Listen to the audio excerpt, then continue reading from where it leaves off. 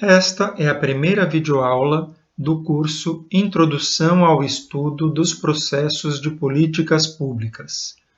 Ele é oferecido pelo Programa de Pós-Graduação em Ecologia, Teoria, Aplicação e Valores da Universidade Federal da Bahia, UFBA, e pelo Instituto Nacional em Ciência e Tecnologia em Estudos Inter- e Transdisciplinares em Ecologia e Evolução. As videoaulas do curso foram elaboradas pelo professor Pedro Rocha, coordenador do Laboratório de Ecologia Básica e Aplicada do Instituto de Biologia da UFBA. Nesta videoaula do curso, trataremos do conceito de políticas públicas, da origem da ciência dedicada ao seu estudo e de um modelo que teve grande influência no desenvolvimento dessa ciência. Inicialmente, vamos nos debruçar sobre o termo política. Ele é usado em vários contextos e com diferentes significados, como transparece a análise dessas manchetes de jornais, ou de frases que usamos com frequência. Então, é importante compreender as acepções que são o foco do que trataremos adiante. Política diz respeito ao modo como as sociedades se organizam e se regulam, ou, em outras palavras, como se governam. Mas política também diz respeito a quem consegue o que, quando e como na sociedade, o que ressalta os aspectos de competição por recursos, de cooperação e de poder envolvidos na arena política. Em ambos os casos, a política é caracterizada por dizer respeito a ações na esfera pública, em escalas que podem variar desde um condomínio residencial até países ou todo o planeta. Política, nessa acepção, representa o foco da atenção das ciências políticas, em inglês, Political Sciences. Interações que ocorrem na esfera privada, por outro lado, tende a ser o foco da atenção preferencial dos sociólogos. A tradição ocidental de pensamento sobre política é muito antiga. Filósofos como Sócrates, Platão e Aristóteles já procuravam entender como atuar na esfera pública evitando conflitos políticos. Maquiavel propôs que usar evidências empíricas para compreender o ambiente político e planejar ações pode auxiliar a atingir objetivos políticos. Montesquieu defendeu a separação do poder do Estado nos ramos executivo, legislativo e judiciário, influenciando a Revolução Americana e a ratificação de sua Constituição. Rousseau argumentou que, através do estabelecimento de um contrato social, em substituição a reivindicações de direito natural, os indivíduos podem se preservar e permanecer livres, o que influenciou a Revolução Francesa. Marx e Weber procuraram compreender como a organização da sociedade pode acentuar diferenças de poder. Foucault tratou das estruturas de poder da sociedade que estão acima do controle das pessoas. Mas o termo política, em português, tem também outro significado. Ele se refere ao modo como as decisões políticas são operacionalizadas em ações que buscam alterar a realidade. É esse o significado do termo em frases como uma política pública, a política do programa de pós-graduação, etc. Este é o foco do estudo das ciências de políticas públicas, em inglês, Policy Sciences. Assim, em inglês, há um termo para a primeira acepção, politics, e outro para a segunda, policy. Se, por um lado, as ciências políticas têm um longo histórico de existência, as ciências de políticas públicas, ou policy sciences, como as conhecemos hoje, representam uma tradição de investigação bem mais recente, iniciada na metade do século XX. Costuma-se considerar que o campo foi fundado nos Estados Unidos com uma publicação de autoria de Harold Lasswell, em 1951, intitulada The Policy Orientation. Publicada no livro The Policy Sciences, o trabalho de Lasswell formulava as Policy Sciences como um campo destinado a agregar conhecimento científico para aumentar a racionalidade dos processos de decisão política nas sociedades industriais do pós-guerra. Se Marx vislumbrava uma revolução social baseada na ação do proletariado, Lasswell vislumbrava uma revolução social baseada em uma classe profissional de intelectuais de políticas públicas libertos de restrições ideológicas. A abordagem das Policy Sciences se distingue daquela de outros campos, como ciências políticas, administração pública, comunicações, psicologia, jurisprudência e sociologia. Essa distinção se dá por três características. É uma ciência focada na resolução de problemas de políticas públicas. É uma ciência de abordagem multidisciplinar, visto que problemas concretos dificilmente conseguem ser abordados a partir da perspectiva de uma única disciplina. E é uma ciência orientada por valores, como democracia e dignidade humana. Além disso, os capítulos do livro The Policy Sciences enfatizavam a quantificação como estratégia fundamental da nova disciplina. De fato, o campo se estruturou a partir de metodologias positivistas, que consideram o fato social como uma realidade que é independente do observador. As abordagens da disciplina se basearam principalmente na teoria da escolha racional, em inglês Rational Choice Theory, usada no campo da economia, que tem relação com a teoria dos jogos. Essas teorias adotam a premissa de que os indivíduos atuam de modo racional nos processos políticos, ou seja, ao se deparar com diferentes opções de políticas públicas, são capazes de calcular os custos e benefícios de cada uma e escolhem a opção que maximiza seus interesses próprios. Além disso, assumem que o fenômeno social é emergência da agência racional dos indivíduos, desconsiderando o efeito das estruturas sociais sobre o comportamento desses agentes. Nas ciências biológicas, por exemplo, um foco aplicado semelhante ao das Policy Sciences pode ser visto no campo da biologia da conservação, fundado em 1980. Trata-se de uma disciplina que almeja produzir conhecimento científico para conservar a diversidade biológica, sendo, portanto, também focada na resolução de problemas e orientada por uma missão. O Hoover Institution é um centro de pesquisa afiliado à Universidade de Stanford, que foi criado em 1919 para estudar as consequências sociais, econômicas e políticas da Primeira Guerra Mundial.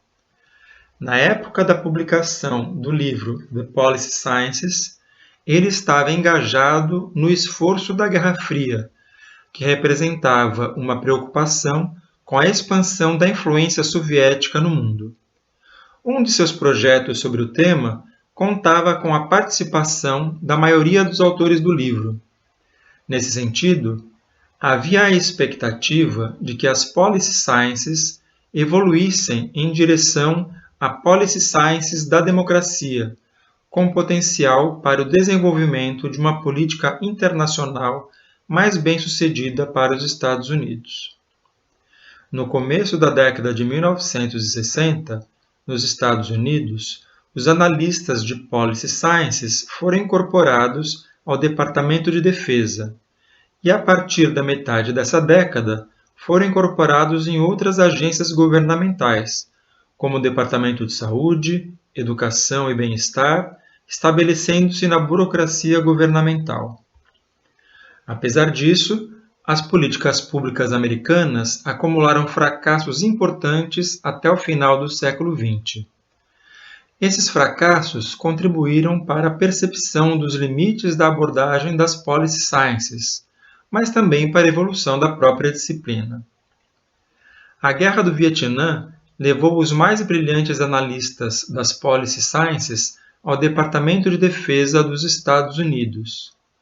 Mas o rigor na análise de dados e a tomada de decisão racional não foram suficientes para lidar com a complexidade da situação. Como resultado, as tropas americanas tiveram que abandonar uma guerra de 20 anos após perder quase 60 mil homens. Em resposta aos movimentos por direitos civis nos anos 1960, o governo dos Estados Unidos, com o apoio de cientistas sociais, criou um conjunto de 40 programas, conhecidos como The War on Poverty, com o objetivo de eliminar a pobreza. Passados 10 anos e gastos bilhões de dólares, é questionável se alguma melhoria foi alcançada. A crise energética dos anos 1970 marcaram o final do boom econômico pós-guerra dos Estados Unidos. Um amplo repertório de dados sobre reservas de petróleo e sobre fontes alternativas de energia permitiram aos analistas políticos gerar cenários futuros para informar a tomada de decisão sobre quais alternativas adotar. Contudo, as decisões tomadas pelos presidentes na época foram eminentemente políticas, isto é, não foram direcionadas por essas análises. Um último exemplo se refere ao final da Guerra Fria. Embora a ocupação central da CIA desde sua criação fosse o monitoramento da União Soviética, suas análises não previram a dissolução desse bloco antes de seu acontecimento. De fato, o final da Guerra Fria não resultou da eficácia de políticas públicas de ambos os lados do conflito. Em uma análise retrospectiva, vários autores sugerem que os insucessos na história das Policy Sciences pode derivar de suas metodologias positivistas, por exemplo, análises de custo-benefício, que são fundamentalmente equivocadas. Isso levou ao desenvolvimento de abordagens alternativas, com maior participação cidadã. Por exemplo, Participatory Policy Analysis, Deliberative Democracy. Essas metodologias, contudo, são mais demandantes tanto em termos de tempo como em número de participantes. A diferença entre essas abordagens pode ser exemplificada através da avaliação de impacto ambiental, AIA, uma ferramenta de políticas públicas de meio ambiente presente na quase totalidade dos países membros da Organização das Nações Unidas. O modo como a AIA é encarada em diferentes situações exemplifica as particularidades das abordagens positivistas e participativas. Em um extremo, ela pode ser vista como um processo de investigação científica, conduzido por uma equipe técnica que procura prever os efeitos do empreendimento sobre o meio ambiente para subsidiar a tomada de decisão e informar as partes interessadas. No outro extremo, ela pode ser vista como um processo de deliberação democrática sobre os valores sociais que devem ser garantidos com a implementação do empreendimento, gerando emancipação, equidade e justiça. Alguns autores associam a adoção dessas diferentes abordagens ao nível de abertura política do país. Abordagens mais participativas estariam mais associadas a países com maior abertura ao processo democrático, nos quais há maior responsabilização das ações do governo e onde grupos de interesse mais diversificados são capazes de influenciar as políticas públicas. Vamos agora tratar de alguns desenvolvimentos iniciais das Policy Sciences que foram importantes para o desenvolvimento desse campo. Como é comum nas atividades científicas, os cientistas das Policy Sciences constroem modelos sobre o seu objeto de estudo, os processos de políticas públicas. Modelos científicos são construtos conceituais que procuram representar, de um modo simplificado, a estrutura e as interações existentes no mundo natural. Desse modo, eles auxiliam na compreensão e na explicação do mundo, Há uma série de modelos nas policy sciences que podem nos ajudar a compreender os processos de políticas públicas. Aqui, vamos apresentar um desses modelos, que teve grande importância na organização do campo. O próprio Harold Lasswell, em 1956, modelou pela primeira vez o processo de políticas públicas como uma sequência de 7 estágios distintos, que vão desde a definição de qual problema deve ser foco de uma política pública, até o encerramento e avaliação dos resultados da política. Ele nomeou esses estágios como compreensão, recomendação, prescrição, convite, aplicação, término e avaliação. O modelo teve um grande impacto no campo das policy sciences e contribuiu para organizar sua produção acadêmica nas décadas seguintes. Ele avança em relação às concepções anteriores do campo de pesquisa em administração pública, que tendiam a investigar esses processos em uma única organização. Avançava também em relação à abordagem das ciências políticas, que tendiam a restringir seu foco a questões como atitudes e comportamentos políticos e organizações de interesse. O novo modelo, ao abranger todas as etapas da política pública, necessariamente inclui a avaliação de várias organizações e leva em conta não apenas os autores considerados à época como detentores da ação política, mas também os autores vinculados ao braço operacional ou burocrático do governo. Contudo, à época, uma série de estudos sobre planejamento e tomada de decisão já haviam demonstrado que essa sequência de estágios usualmente não ocorre na prática. Assim, o modelo de Lasswell objetivava indicar um tipo ideal de processo de políticas públicas, tendo um caráter prescritivo e não descritivo. Como as policy science têm por foco contribuir para a resolução de problemas, o processo ideal oferece um alvo a ser almejado na prática, quando do desenvolvimento dos processos de políticas públicas. Adicionalmente, o modelo se alinha a uma abordagem racional de planejamento. Essa lógica é análoga àquela adotada em certas situações para explicar a racionalidade de nossas ações em nossa vida doméstica e em nossas atividades como cientistas. Inicialmente, você define qual problema doméstico ou de pesquisa, dentre os inúmeros existentes, será foco de sua atenção. Em seguida, você avalia as possíveis origens do problema e considera diferentes estratégias para encaminhar sua solução, colhendo informações e pesando os prós e os contras de cada opção. Com base nisso, você toma a decisão de escolher aquela que maximizará os benefícios que você pretende colher. Então, você estabelece as condições para que essas ações sejam executadas pelas pessoas envolvidas. Elas executam o planejado e então você encerra o processo. E, finalmente, avalie os resultados obtidos, concluindo se o problema foi resolvido conforme o planejado. Em 1970, o processo de política pública passou a ser concebido como um ciclo, visto que ao final da avaliação de uma política pública é possível definir que outra política deve ser adotada, ou como a política em vigor deve ser reformulada. Nos anos seguintes, vários autores propuseram alterações dos estágios do modelo de ciclo de políticas públicas. O esquema mostrado nessa imagem, por exemplo, foi proposto em 1974 por um autor chamado Brewer. Nessas novas propostas, os nomes dos estágios passaram a ser mais intuitivos. A sequência dos estágios denominados término e avaliação foi invertida, e houve fusão ou subdivisão dos estágios propostos inicialmente.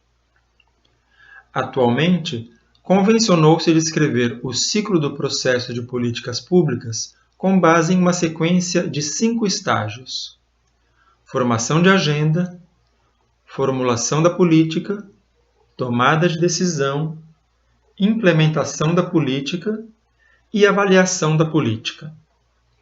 Após a avaliação, a política pode ser terminada ou pode estimular o desenvolvimento de um novo ciclo.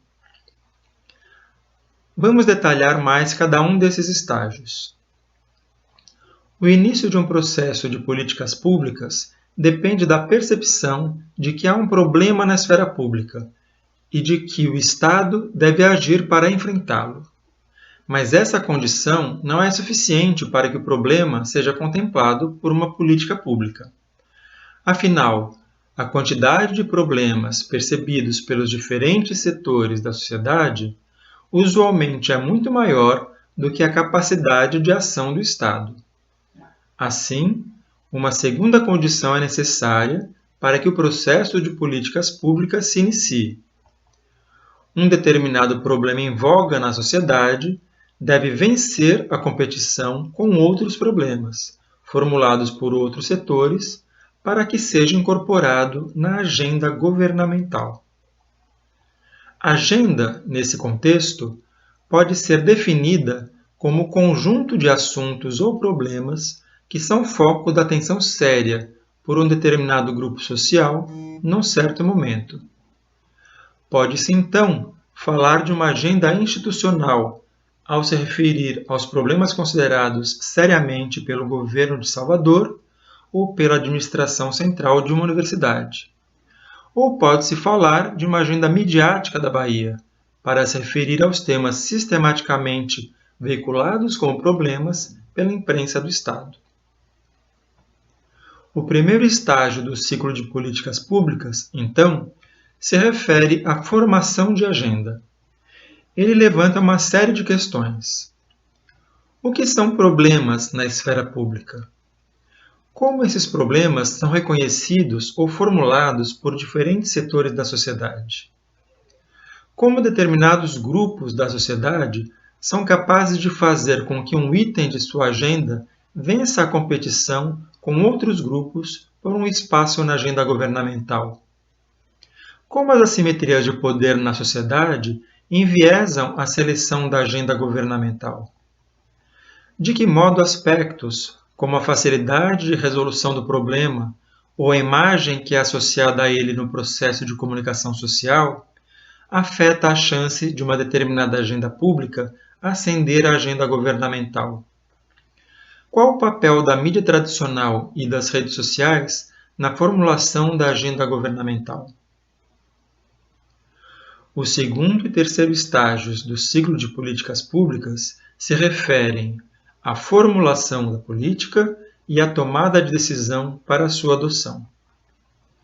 A formulação diz respeito ao estabelecimento dos objetivos que devem ser atingidos pela política, à obtenção de informações relevantes para a melhor caracterização do problema e à apreciação de diferentes estratégias que poderiam ser utilizadas para atingi-los. A formulação é um estágio que usualmente depende de consulta, negociação e resolução de conflitos e que culmina com o desenvolvimento dos instrumentos que deverão ser utilizados para a implementação da política. Já a tomada de decisão é o ato de aprovação da política que levará à sua adoção. Mas ela nem sempre representa um ato formal, como a publicação de um decreto ou a promulgação de uma lei. As políticas públicas podem ser tácitas e podem, inclusive, ser relacionadas à decisão de não se fazer algo. Os estágios de formulação e de tomada de decisão também levantam uma série de questões. Qual o papel da urgência e da escassez de informações sobre o número de estratégias alternativas que chegam a ser apreciadas? As políticas são formuladas de modo a gerar uma grande mudança na sociedade ou se restringem a propor pequenos avanços? Quais os tipos de instrumentos são mais eficazes para diferentes tipos de políticas públicas? Qual a importância relativa da racionalidade, ou seja, da análise baseada em evidências, e da barganha política na tomada de decisão dos processos de políticas públicas? Como as relações de reciprocidade que ocorrem nas redes estabelecidas entre atores governamentais e grupos de interesses, denominadas policy networks, afetam os processos de formulação e adoção de políticas. O quarto estágio do ciclo de políticas públicas se refere à implementação da política.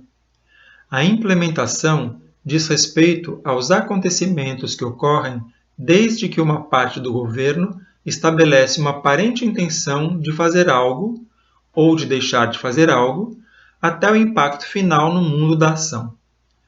A percepção de que a implementação representa um estágio sensível do ciclo de políticas públicas deriva de um trabalho com um título longo e sugestivo. Implementação. Como grandes expectativas em Washington são frustradas em Oakland, ou porque é surpreendente que os programas federais sequer funcionem. O trabalho avaliou a implementação de uma política federal americana de desenvolvimento econômico para a cidade de Oakland, na Califórnia, tendo como ponto de partida a concepção de que os objetivos das políticas públicas devem ser formulados centralmente nos governos.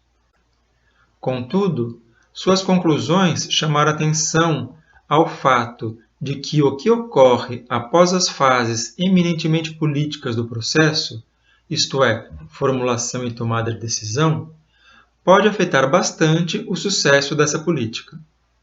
Com isso, a implementação passou a ser o foco central da investigação das policy sciences nas décadas de 1970 e 1980.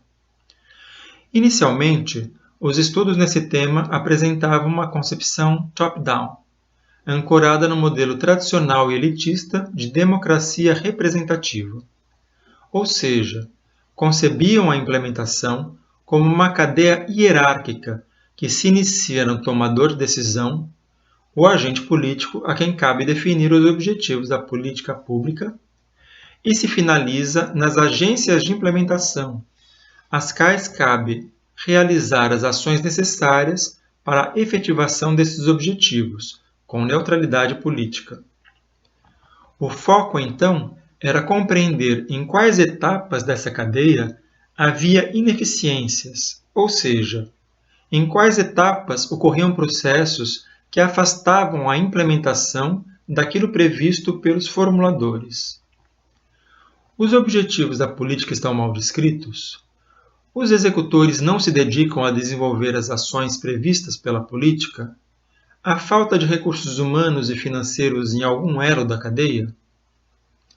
Posteriormente, foi desenvolvida uma concepção bottom-up, ancorada em um modelo de democracia participativa que assume que os burocratas locais, grupos sociais e atores privados possuem preocupações legítimas quanto à implementação de políticas públicas. Desse modo, têm direito de influenciá-las. Além disso, essa concepção considera que as alterações à política incorporadas no próprio processo de implementação são desejáveis. Isso porque os burocratas locais têm uma proximidade maior com os problemas reais, que são foco da política, do que os formuladores. De fato, percebeu-se que as agências que implementam a política desempenham um papel mais ativo do que o previsto pelo modelo top-down, e que a implementação representa um trabalho cotidiano de resolução de problemas.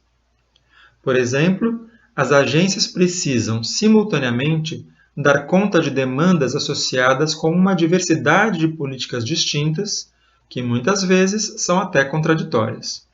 Assim, por estarem mais próximas aos problemas concretos, as instâncias implementadoras possuem mais conhecimento que as formuladoras e sua influência sobre as políticas é benéfica. Além disso, os membros dessas agências estabelecem redes de interações com uma diversidade de atores com interesses específicos, o que influencia o modo como as políticas são implementadas. Nesse sentido, essa abordagem contrasta com o próprio modelo de ciclo de políticas públicas, por diagnosticar que não há uma distinção completa entre as fases de formulação e implementação. Abordagens mais recentes procuraram integrar as concepções top-down e bottom-up, de modo a compreender, de modo mais completo, o motivo e o modo pelo qual as políticas públicas frequentemente são alteradas, distorcidas, atrasadas ou mesmo completamente bloqueadas na fase de implementação. O último estágio do ciclo de políticas públicas se refere à sua avaliação, que pode levar ao término da política ou à sua reformulação, o que representaria o início de um novo ciclo. A ideia de que deve haver uma avaliação das políticas públicas parte do pressuposto de que elas deveriam ter algum impacto sensível na situação do mundo real que demandou sua criação. E que, além disso, esse impacto deveria acontecer na direção dos objetivos formulados pela própria política. A pesquisa sobre avaliação no campo das policy sciences tem um papel central no processo de elaboração de políticas públicas baseadas em evidência. Contudo, a avaliação das políticas públicas na arena social possui uma dinâmica própria, que envolve ações do próprio governo, de órgãos de controle, de setores políticos, da mídia e da sociedade. Por um lado, essa avaliação é enviesada pelos interesses e valores de cada ator, o que gera uma diversidade de diagnósticos distintos sobre a eficácia de uma mesma política. Além disso, quando o desempenho é fraco, a transferência da culpa passa a ser uma estratégia comum no jogo político.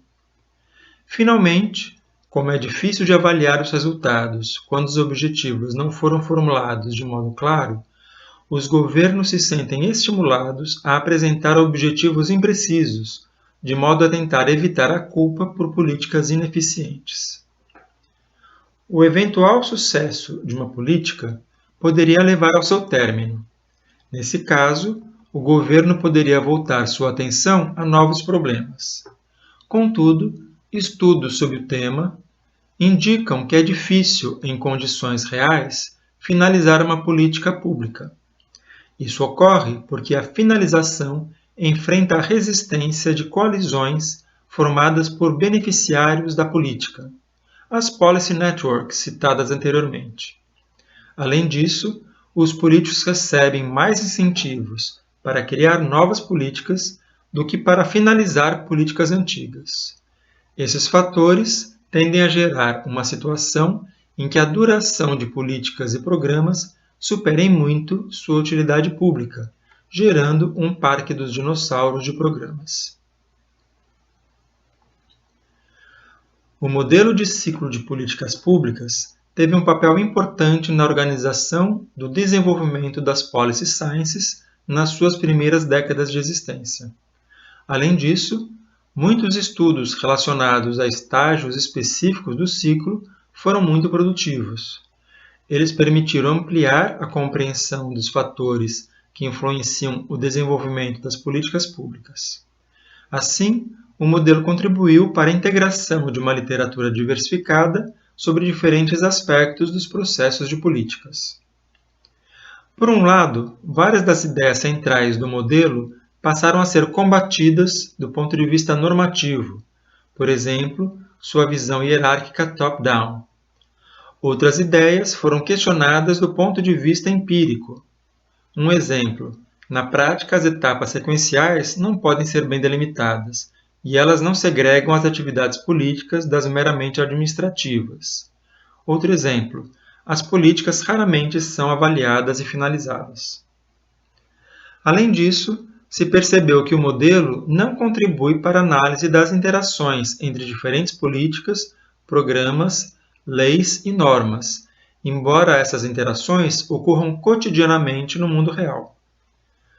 O modelo também não contribui para a avaliação das decorrências não planejadas das políticas, visto que, no modelo do ciclo, a avaliação se baseia nos objetivos previamente estipulados. Outros modelos influentes foram desenvolvidos no campo das policy science e representam contribuições importantes para a compreensão dos processos de políticas públicas. Alguns exemplos importantes são o modelo de fluxos múltiplos, o modelo de equilíbrio pontuado e o framework de coalizões de advocacia. O modelo de fluxos múltiplos se baseia no modelo de lata de lixo de escolha organizacional, Garbage Can Model. Ele procura explicar o processo de formação de agenda, concebendo que se abrem janelas de oportunidade para a inclusão de um item na agenda governamental quando 3 fluxos coincidem. O fluxo de problemas, que está relacionado a como as pessoas formulam o problema e percebem o impacto de sua solução. O fluxo de política pública, que está relacionado à capacidade de formulação de soluções para o problema. E o fluxo da política, que está relacionado à existência de condições políticas adequadas para o desenvolvimento de uma nova política pública, o que pode acontecer, por exemplo, na época de eleições. Ocorrendo a janela de oportunidade, empreendedores de políticas públicas podem aproveitar essa oportunidade para articular a inclusão do tema na agenda governamental. O modelo de equilíbrio pontuado das policy sciences é baseado no modelo de mesmo nome da biologia evolutiva, que foi desenvolvido por Eldredge e Gould. Ele procura explicar alterações na velocidade de mudanças das políticas públicas ao longo de décadas. Originalmente, ele teve foco sobre as políticas benéficas a diferentes setores da indústria, como a indústria do tabaco. O modelo considera que há 2 componentes importantes que contribuem para a manutenção dessas políticas públicas: a existência de agências governamentais que apoiam as atividades das indústrias e a imagem pública positiva associada a essas atividades. Com isso, políticas públicas podem passar por longos períodos de estabilidade. Entretanto, caso uma mudança na imagem pública leve a sociedade a não mais dar suporte àquelas atividades, o suporte governamental pode diminuir, gerando uma mudança brusca de política. As políticas associadas ao tabaco representam um padrão claro de mudança súbita. Após décadas de incentivos governamentais e glamorização do hábito de fumar, o tabaco rapidamente passou a ser execrado socialmente e perdeu os benefícios de políticas públicas. O framework de coalizões de advocacia procura descrever o processo completo de políticas públicas, isto é, não pretende dar conta de apenas alguns dos estágios descritos no ciclo. Ele considera que a mudança nas políticas públicas ao longo do tempo é resultado da competição entre conjuntos diversificados de atores, que formam coalizões de advocacia. Essas coalizões se formam em função do compartilhamento de crenças que, sendo profundas, não mudam ao longo do tempo. Cada coalizão lança mão de diferentes tipos de instrumentos para afetar o processo de política pública, como participação em decisões, ações judiciais, apoio financeiro, etc. Nas próximas aulas, aprofundaremos o estudo dos modelos de processos de políticas públicas. Até lá! Este é o material consultado para preparar a presente videoaula. Aproveite para consultá-lo.